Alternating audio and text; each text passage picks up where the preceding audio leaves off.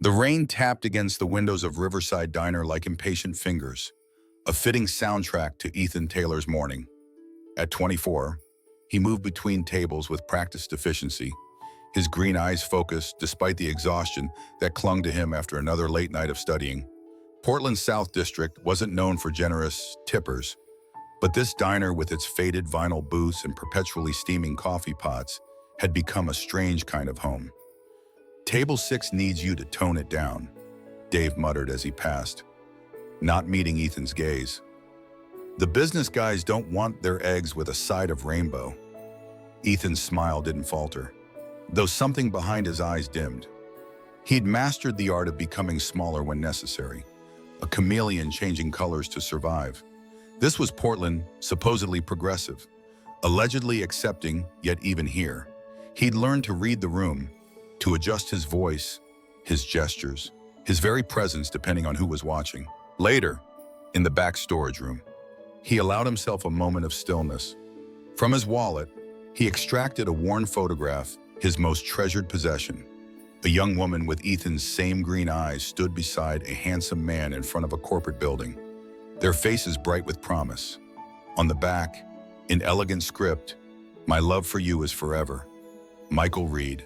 His father's signature, a signature Ethan had traced countless times, memorizing each curve and line since finding the photo hidden among his mother's things when he was 7. Sarah Taylor had crafted a careful story. Michael Reed died before Ethan was born, a tragic accident stealing away their future. When Ethan asked questions, Sarah's eyes would cloud with such pain that eventually he stopped asking. He learned to fill the father-shaped void with imagination instead. That evening, as Ethan wiped down counters, Dave approached with unusual hesitation. "Got a VIP coming tomorrow. Private meeting in the corner booth.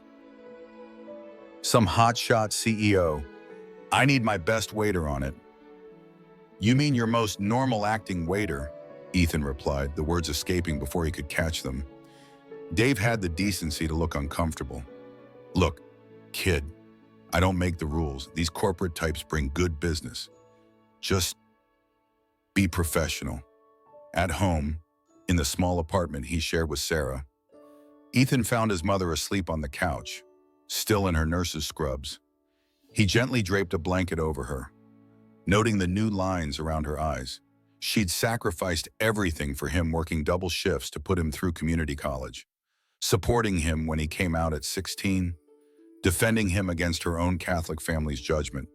What would she say if she knew how often he dimmed his light at work, becoming a shadow of himself for a better tip that night? Ethan joined a video call with the local LGBT+ support group. Jason, his closest friend and the group's unofficial leader, was discussing their upcoming fundraiser for homeless queer youth. "They're kicked out for being themselves," Jason said passionately. While the rest of us learned to hide in plain sight, the words echoed in Ethan's mind as he fell asleep. The photograph of his father resting on his nightstand. He couldn't know that in less than 24 hours. A signature identical to the one on that photograph would shatter everything he thought he knew about himself and his past. If this story of hidden truths and identity resonates with you, subscribe to Heart Stories for more narratives about finding courage when the world asks you to be invisible. Sometimes the most profound changes begin with recognizing your own reflection in unexpected places. The morning Alexander Reed walked into Riverside Diner, the atmosphere shifted like air pressure before a storm. Even Portland's perpetual rain seemed to pause as his sleek black car pulled into the gravel lot.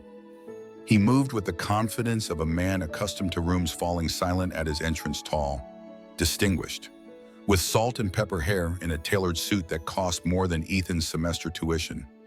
Dave practically materialized at Ethan's side, breath mingling with urgency.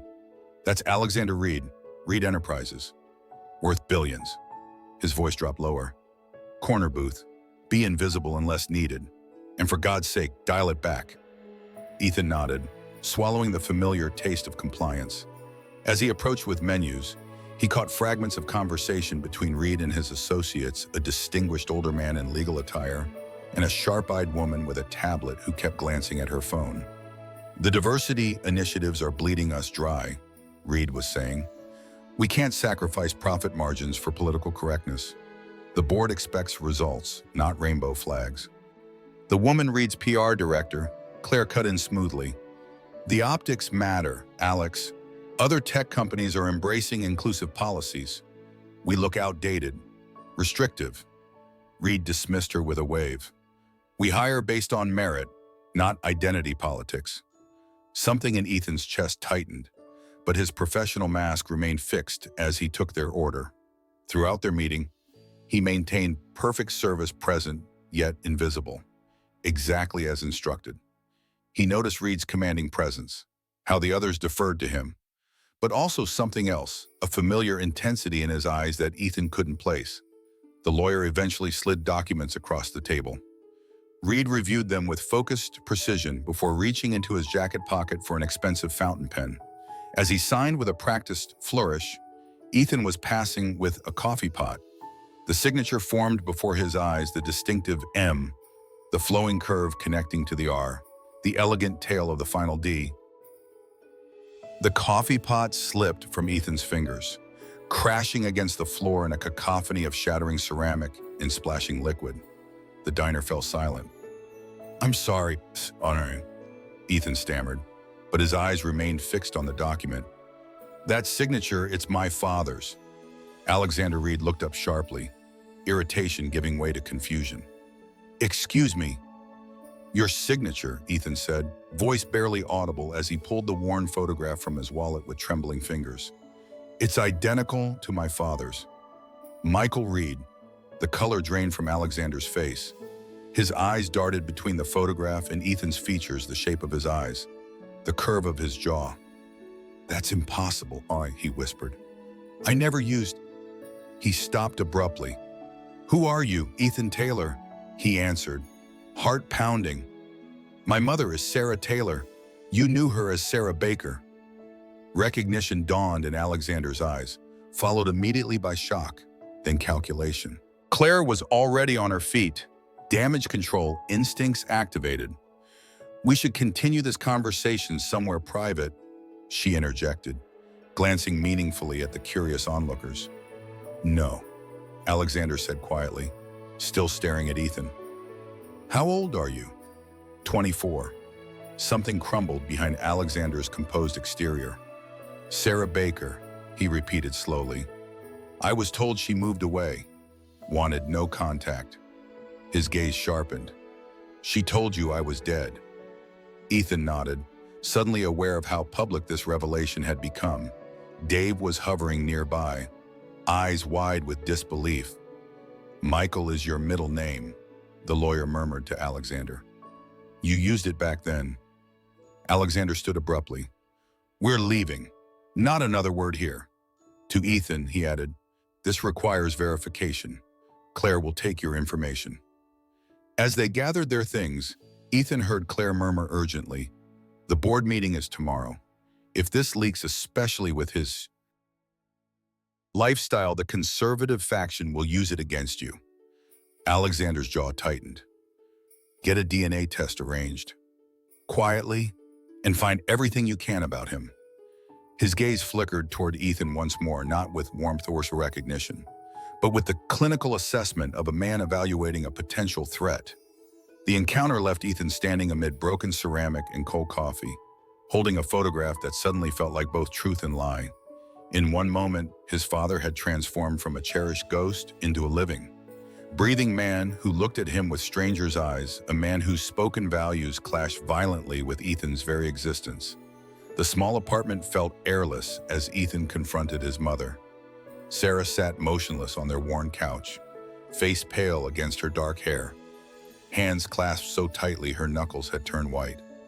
All these years, Ethan said, his voice steady despite the tremor in his chest. You told me he died before I was born. Sarah's eyes, so like his own, welled with tears. I thought it would be easier than the truth. Easier than telling me my father abandoned us, or easier than admitting he never even knew I existed. The words came sharper than intended, slicing through the room like broken glass. Sarah unfolded a tissue in her hands, methodically smoothing the creases. My family threatened to disown me when they found out I was pregnant. They called it a sin. Said I'd ruined my future. Her voice grew distant, remembering. Alexander Michael back then was ambitious, brilliant. His family had connections, old money. They made it very clear I wasn't suitable. So you just disappeared, Ethan pressed. His parents offered money if I'd leave without telling him, said he was destined for greatness, that I'd destroy everything. Sarah's shoulders curved inward. I was 20, terrified, and foolishly proud. I refused their money but left anyway. Came to Portland, where my aunt lived. Ethan paced the small living room, processing.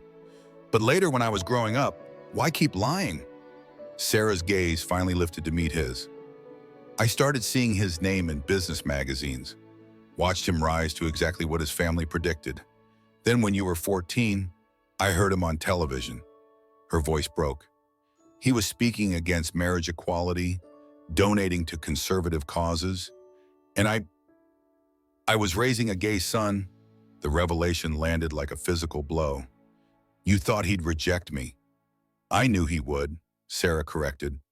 I was protecting you from being hurt by someone who should love you unconditionally. Ethan sank into the chair across from her, suddenly exhausted. You didn't give him the chance to choose. I didn't give him the chance to break your heart, she countered. Silence stretched between them, decades of unspoken truths filling the space. Finally, Ethan asked, did you ever stop loving him? Sarah's expression softened. I never married anyone else, did I? The next morning, Ethan's phone chimed with a message from an unknown number.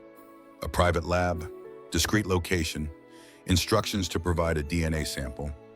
No mention of meeting Alexander. Jason arrived at Ethan's apartment that evening, bringing takeout and unwavering support.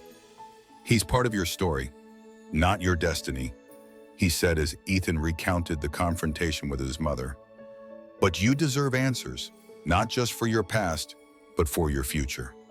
3 days later, the results arrived by courier. 99.998% probability of paternity confirmed in sterile, clinical language. Attached was a note requesting Ethan's presence at Alexander Reed's downtown office the following afternoon. The Reed Enterprises tower dominated Portland's skyline, its glass exterior reflecting clouds that promised rain. Security escorted Ethan to a private elevator that opened directly into Alexander's office, a space of calculated intimidation with floor-to-ceiling windows overlooking the city. Alexander stood as Ethan entered, his expression unreadable. Claire sat nearby, tablet ready, while the lawyer reviewed documents at a side table. The results confirm what we both suspected. Alexander began without preamble. I've had my team prepare a generous settlement package, monthly allowance, educational expenses, housing, all the support you should have had. Ethan remained standing. With what conditions? Alexander's gaze hardened slightly. Discretion, primarily. Reed Enterprises maintains a certain image with shareholders and partners. You mean you don't want anyone knowing your son is gay? Ethan translated. Your personal life is your business. Alexander replied carefully. I'm simply suggesting mutual privacy benefits us both. What if I don't want privacy? What if I want acknowledgement? Claire interjected smoothly. The agreement includes provisions for your mother as well. Health care, housing security she's never had. The manipulation was elegant but transparent. Alexander wasn't offering family. He was offering a transaction financial security in exchange for Ethan's silence and compliance. I don't need your money, Ethan said quietly. I needed a father. 24 years too late for that, isn't it? As he turned to leave, Alexander called after him. What do you want then? Ethan paused at the door. Not to be your secret shame, not to be bought off. I want you to look at me, really look and see that I'm your son, regardless of who I love. The door closed behind him with gentle finality, leaving Alexander Reed alone with the unexpected consequence of his past and the uncomfortable reflection of his present values. The photograph that had dominated Alexander Reed's thoughts for weeks now sat prominently on his desk, Sarah Baker, young and radiant beside him, both unaware that decades later their child would force him to confront everything he'd built his life upon. The DNA results lay beside it, scientific confirmation of what his eyes had recognized instantly in Riverside Diner. Alexander had built Reed Enterprises through calculated decisions and strategic control. He'd cultivated an image of traditional values that appeased conservative investors and board members. Now, Ethan's existence threatened everything not through malice but through truth. The board's concerns are mounting, Claire reported, setting down a market analysis. Rumors are circulating. We need a definitive strategy. Alexander barely heard her, his attention caught by an online article about Ethan's community center fundraiser. Curiosity had led him to research his son extensively. Ethan had maintained perfect grades despite working 30 hours weekly at the diner. He volunteered at LGBT+ youth services. The quotes attributed to him revealed intelligence, compassion, and quiet determination. "I'll handle it my way," Alexander finally replied, dismissing Claire. That evening, in an unprecedented move, Alexander drove himself to South Portland, parking his luxury car on a side street near Riverside Diner.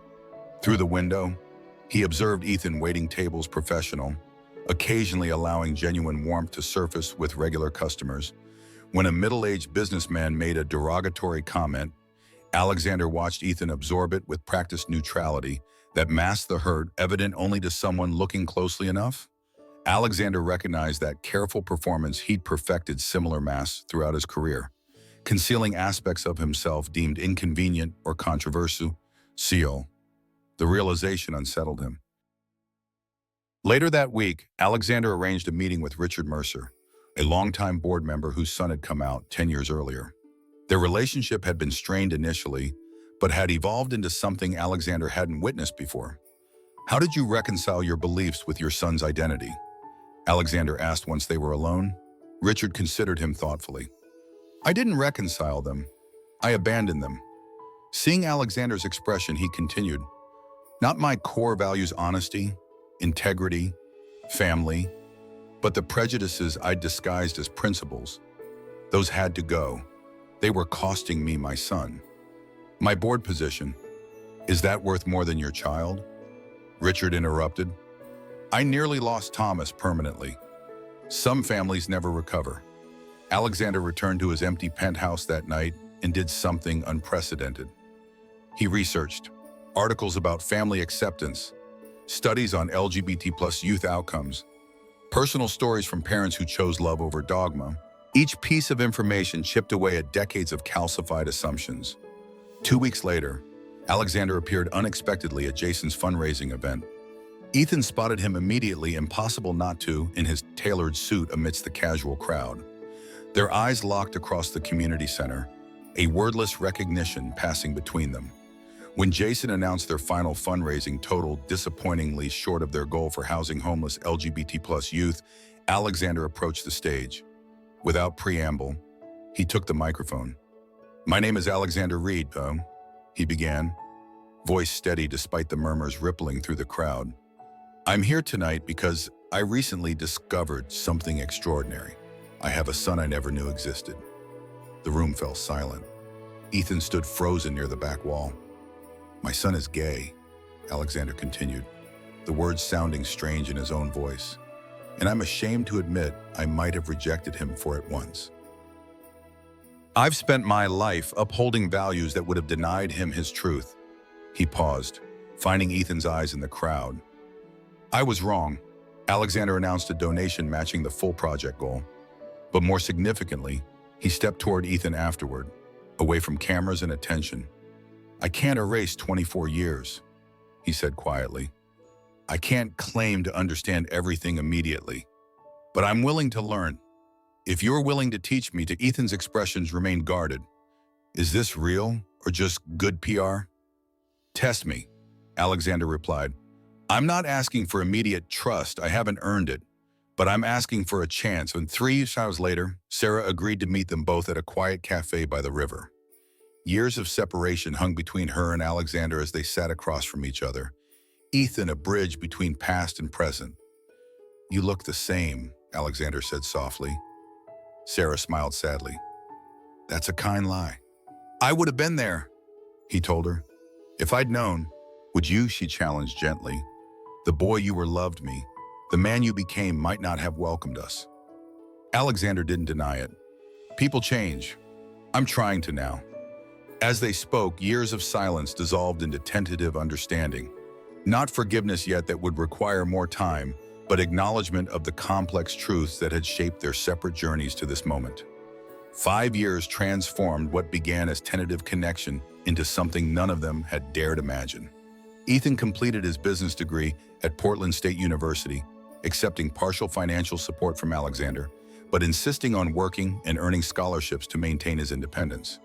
The compromise reflected their evolving relationship, neither complete separation nor total dependence, but a balanced respect for autonomy and support.